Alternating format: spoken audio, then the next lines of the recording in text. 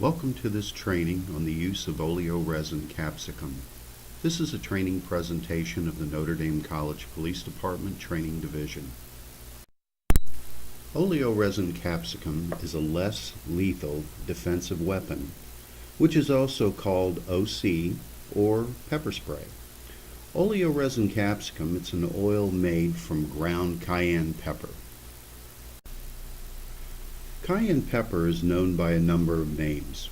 It's known as chili pepper, and it's also known as guinea spice, cowhorn pepper, oliva, bird pepper, and in its form of red pepper, it's a cultivar, Capsicum annum, related to bell peppers, jalapenos, paprika, and others. So what exactly is oleoresin capsicum? Well, OC is a naturally occurring substance. It's found in the oily resin of cayenne and other varieties of peppers. The same types of peppers which are used to create various types of hot sauces or are used to heat up different types of spicy foods. Cayenne pepper, from which OC is derived, is an herb. The fruit of the capsicum plant is used to make various types of medicines and has a variety of medicinal purposes.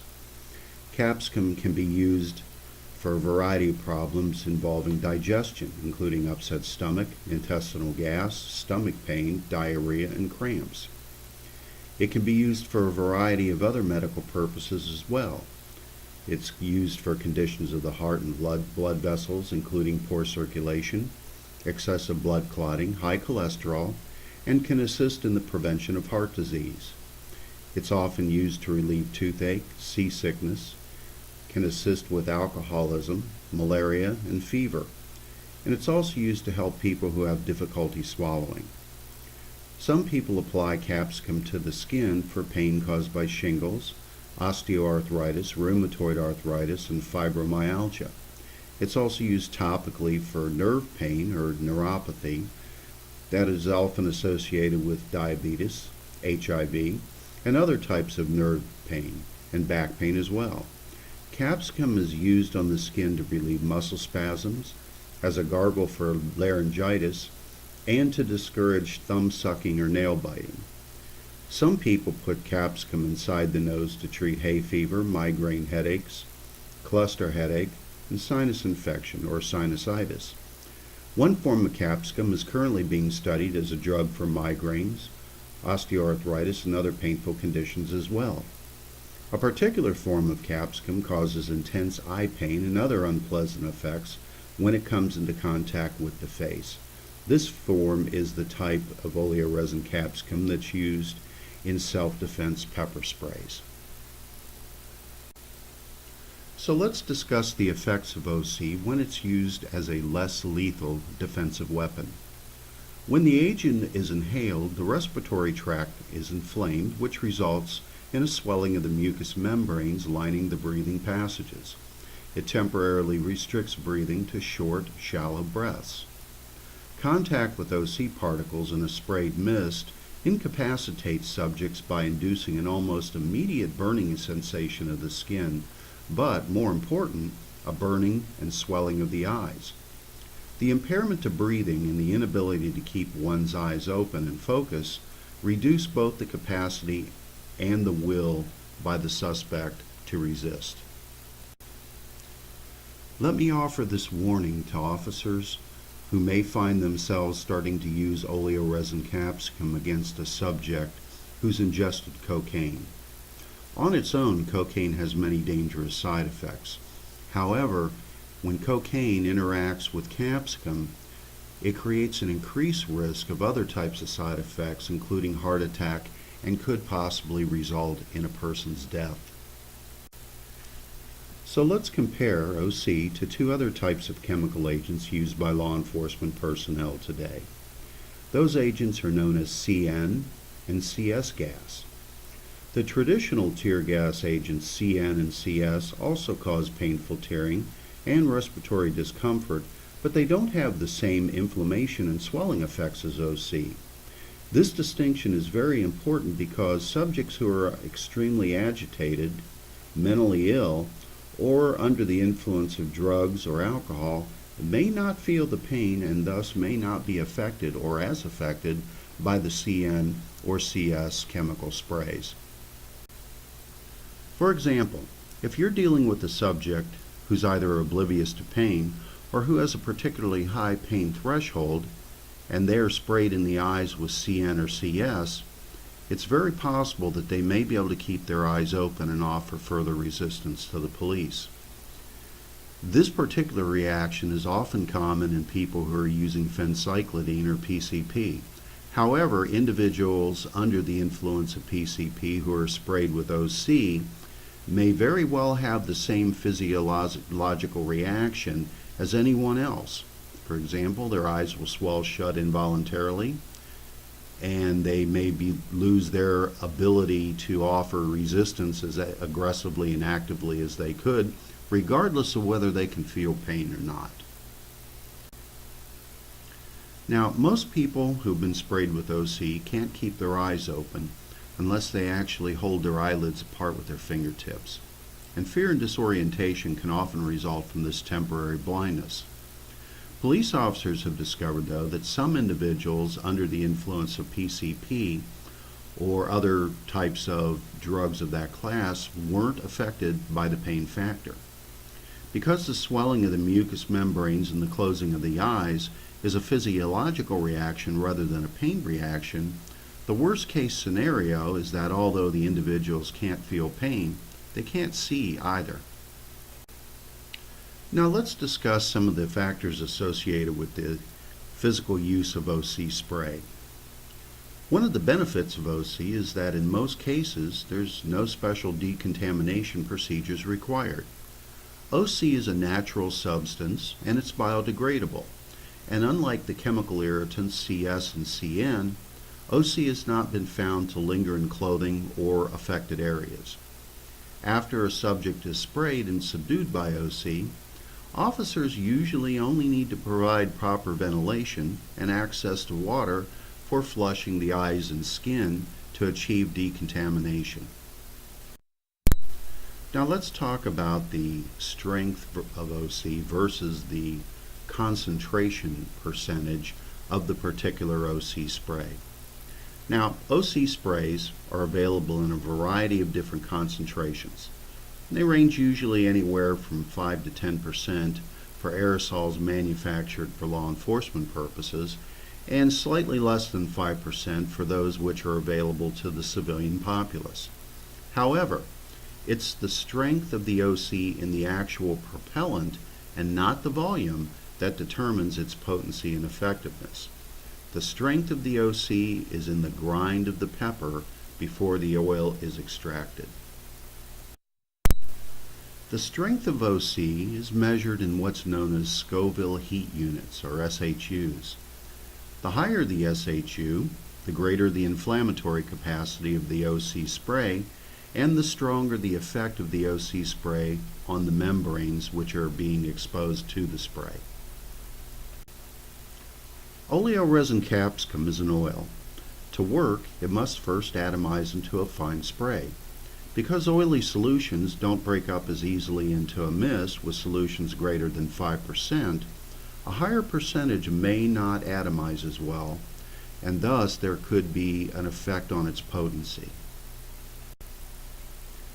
It's very important that we also discuss OC spray inflammability. An important consideration that law enforcement agencies have to face when selecting a particular type of OC product to use for their department is whether or not to purchase one with an isopropyl alcohol-based carrier or one with a non-alcohol-based carrier. Of particular concern is flammability of the propellant. Alcohol-based propellants may ignite if the decision to deploy a CEW or taser is made after the person has been exposed to the OC and the propellant. Therefore, it's common good practice that if OC spray is used on a subject, to not use a taser device. Now, there are some manufacturers and product users who believe that alcohol-based products are more effective to incapacitate a resistant subject than non-alcohol-based products, because they work better under all temperature conditions. They also believe that alcohol-based products are better at atomizing the active ingredient, opening pores, and dissolving skin oils. They contend that the reaction of pores and skin oils may reduce the time that it takes for the product to take effect on an individual. There are also products that use various types of non-flammable carrier systems, including Freon, Dimel, and methylene chloride, which law enforcement agencies can consider as well. So let's take a moment to talk about OC and training. Proper OC training should be comprehensive. It should go beyond just simply technical application to cover product derivation, the processes that cause physiological reaction, and, very importantly, decontamination protocols as well. We also need to discuss the legal issues associated with the use and deployment of OC spray. For example, department use of force policy and procedure are very important, and officers must know when they can legally use OC spray and what circumstances they can use it under. Officers also need to be trained on tactical considerations. For example, what types of application techniques are available and should or shouldn't be used, verbal commands, de-escalation and control strategies, and other types of legal issues associated with OC spray should also be examined, and officers should receive training in. This training that you're receiving right now is just one aspect of the training associated with the proper use of OC spray. Now let's take a look at the pros and cons of OC use. There are benefits and limitations when it comes to the deployment and use of OC spray. Some of the benefits associated with the use of OC spray are that the physical effects of being sprayed with OC can significantly reduce an individual's aggressive behavior. And as we've discussed, these effects range from tearing, involuntary closing of the eyes, and burning and redness of exposed skin, to coughing, gagging, and shortness of breath, and also to loss of motor skill and muscle coordination. Now there are limitations to OC sprays as well. For example, the use of OC sprays with alcohol-based carriers should definitely be avoided when flames or sparks are present, as the carrier in an alcohol-based OC spray is flammable.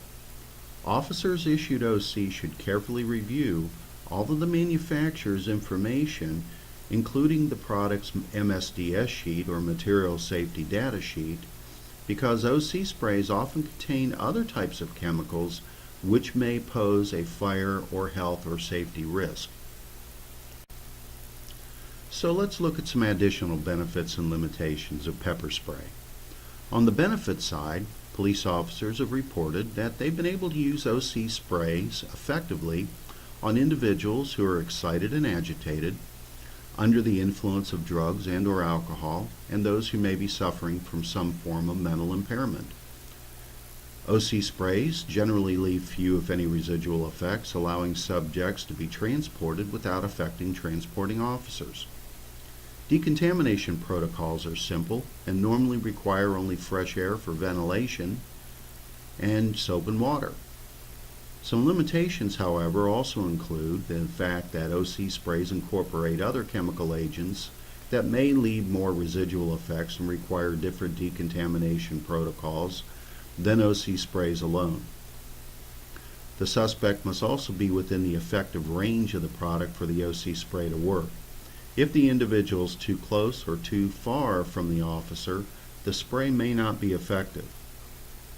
Likewise, if the aerosol is sprayed in bursts that are either too short or too long, the OC spray's effectiveness may be hampered. Now let's look at some medical benefits associated with OC spray and its use. Chemists assigned to the FBI's Forensic Science Research and Training Center in evaluating OC spray usage did not discover any types of long-term health risk associated with the use of OC spray. 39 law enforcement agencies and 3 corrections institutes utilizing OC aerosols also did not report any medical problems encountered by subjects who were subdued and arrested after being exposed to OC, and no medical problems were encountered by the officers administering the OC spray either. Now, there are also some limitations on effectiveness, and it should be noted that eyeglasses, sunglasses, and other types of protective eyewear and clothing will generally greatly reduce the effectiveness of OC spray. The spray's effectiveness may also be reduced somewhat by a subject who throws up his hands in a defensive measure to block the spray. As we discussed, training is very important and essential for officers deploying OC, and a lack of adequate training can lead to failures or improper use of sprays and could possibly expose a police agency and the officers of that agencies to expensive litigation. Finally, on the benefit side, departments that have deployed OC sprays claim to have fewer allegations of police use of excessive force or police brutality charges, thus resulting in fewer lawsuits for those agencies. Departments have reported a reduction in officer and arrestee injuries as well as a result of the introduction of OC sprays. Manufacturers of OC sprays offer several concentrations with differing size spray units and spray patterns for applications ranging from personal use by individual officers to use as a crowd control measure on groups of differing sizes and differing situations. Now, there are also some additional limitations of pepper spray that you need to consider as well. First of all, if the OC spray canister is taken from you by an assailant, it can be used against an officer, placing that officer in a very dangerous situation. Also, if the canister is exposed to high temperatures, such as leaving it inside a hot patrol car in the summertime, the aerosol can could leak, rupture, and even possibly explode. OC sprays cause upper respiratory inflammation. Therefore, they could have a detrimental effect on people with pre-existing respiratory problems such as asthma. And also keep in mind, and I can tell you this from my own personal experience, no chemical agent is 100% effective. Now we're going to talk about how to properly deploy and use the device in the field. Pepper spray is most effective when it's used the right way, and without knowing how to use it correctly, an officer can put him or herself at serious risk of pepper spray failure. And although using the device is a fairly straightforward process, there's still some guidelines that every officer should follow. First, get comfortable holding the pepper spray canister. One concern that most officers have is that the attacker will be able to take the canister away from him or her. And the best way to eliminate this risk is to get the officer comfortable holding the canister and to make sure that he or she gets a good firm grip on it. Using your thumb instead of your index finger to push down on the spray button will allow you to wrap your forefingers and palm around the pepper spray canister, forming a secure grip. Not to mention, your hand will form a fist-like position, which you can also use to defend yourself if that need arises. Next, make sure that you know just how many shots your canister is capable of being used for, and if you have deployed it, know the number of shots that you have remaining. You want to make sure that you know how many shots of pepper spray are remaining in your canister.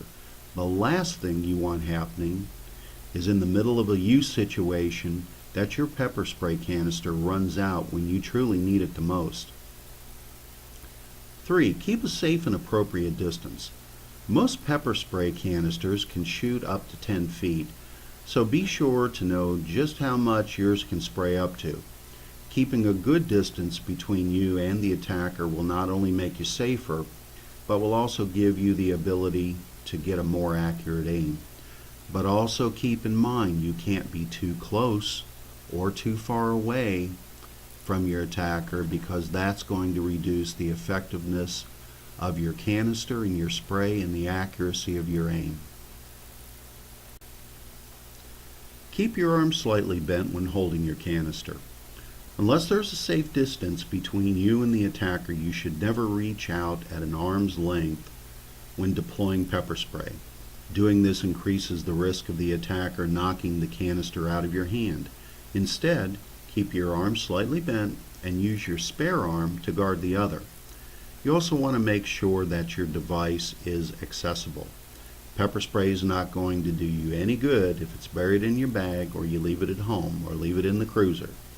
Always make sure it's in your hand when you're in a vulnerable situation such as a parking lot, an alley, or even when entering or exiting a building. If the type of device you have is a personal device, make sure you keep it on your duty belt and accessible so you can get to it quickly if needed.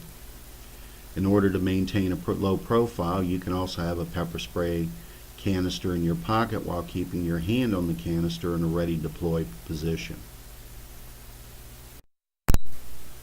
Know how to arm and disarm your device if applicable. Know what type of safety features that your device has. A lot of pepper spray canisters will come with twist lock technology, which allows you to switch the canister into safety mode so it doesn't discharge accidentally.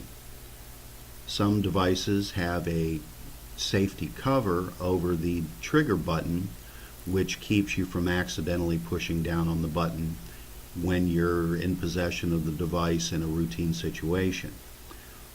Only disarm the device once you know you're in a safe place. Aim for the mouth just below the nose as an aiming point. In order to maximize the effect of pepper spray, you want to aim at the attacker's face, which will temporarily shut their eyes and allow you to escape. If you're using a gel or stream spray pattern, make sure to aim from ear to ear, and if you miss, go back in reverse and spray again.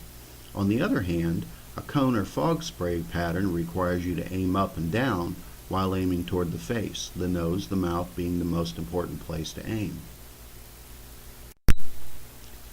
Just like you're taught in firearms, when you hit the target, move to the side. After you've hit the target and you can see they're in pain, you want to move to the side and escape the area. If you move backwards, the attacker will still know where your last position was and will most likely move forward. Moving to the side will confuse and disorient the attacker while giving you time to escape safely, or engage the individual to effect your arrest. You also want to practice. Practice, practice, practice. Practice beforehand, before you need it. Make sure you get enough practice. The more familiar you are with how to hold, spray, and aim your defensive spray, the more effective it'll be. So, on your own initiative, you might want to purchase a couple extra canisters, or see if you can get a hold of some old ones from someone that are outdated and are no longer able to be deployed in the field, and you can do some practicing in the backyard or outdoors. Above all, remain calm and focus your observation on your attacker. Your goal is to distract and incapacitate the subject, and then to get control of that individual. Now let's discuss some general OC decontamination procedures. First of all, make sure that you have access to and flush the individual with large amounts of fresh water. This will help to flush the OC particles from the individual's eyes, nose, and skin. You want to place the individual into fresh air. This will help with the degrading of the OC particles and will help to promote cooling and help to promote the individual to recover from the OC exposure easier. You also want to monitor the individual's breathing and make sure that they're not about to go into or going into any type of a asthma attack or other type of a respiratory emergency. Ensure that the individual remains calm and provide them with reassurance. And if the symptoms worsen, make sure that you call EMS. In fact, it's the Notre Dame policy to contact EMS and have them respond in an OC exposure situation so they can evaluate the individual who has been exposed to OC, and they may be able to assist you with decontamination of the individual. Now, for the officer who's been exposed to OC during training, or in a deployment situation where they need to be decontaminated as well, there's a number of steps that the officer can take. First of all, if they wear contact lenses, they want to remove them. They also want to remove clothing that's been contaminated with pepper spray. Blink your eyes if affected, and if preferred, you can use a saline solution to aid the wash. Do not reuse your contacts because pepper oils will never be able to come out of them. You can pour whole milk into a spray bottle or immerse a clean towel in milk before applying it to an area that's experiencing a burning sensation. The fat in the dairy product stops the pepper's heat source, the capsicum, from stimulating the nerve endings in the skin, and which helps fight the burning effect. You can also combine a mixture of 25% Dawn dishwashing detergent with 75% cold water in a container that holds at least a gallon of liquid. If you're decontaminating a face, pour the solution into a bowl that's big enough for the whole face to be submerged. Immerse your face, if applicable, in the bowl for 10 to 15 seconds. Otherwise, pour the mix on the affected body part and let it sit for the time period without rubbing it in. The detergent in this mixture works to break down the capsicum's oils.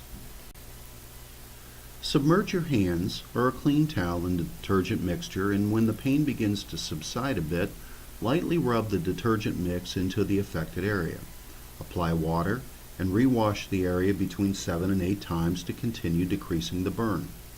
Don't be alarmed if pain temporarily intensifies during this process, because the skin's capillaries are being opened to receive the neutralizing soap agent. Create a new batch of solution if needed to replenish the detergent mixture and/or to mix a new batch without the leftover oil residue in it. Burns may last between 15 and 45 minutes depending upon the skin type. Thank you for watching this video, a training production of the Notre Dame College Police Department Training Division. You may now take your online exam at the Notre Dame College Police Department in-service training website. Any questions regarding the use of OC spray should be referred to the department's OC instructor or to a member of the training division.